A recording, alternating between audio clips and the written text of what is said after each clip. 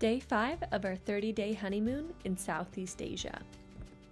Our Airbnb came with a motorbike, which we used to explore Ninh Bình. We learned that after harvest, the rice is laid out on the hot road to dry. The lush landscape of Ninh Bình is so beautiful, I would have been happy to just drive around all day.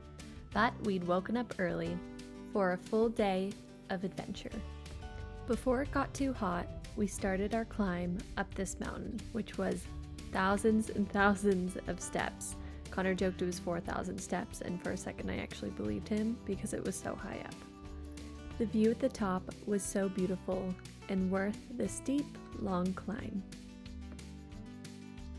At the base of the mountain, we found all these lily pads, which were in bloom and absolutely gorgeous. We relaxed for a little and then headed over to the boat tour. We chose to do the half-day Trang An boat tour, and it was so cool to go in these tiny little caves. But it was also pretty long and the bench was hard, but at least the views made up for it.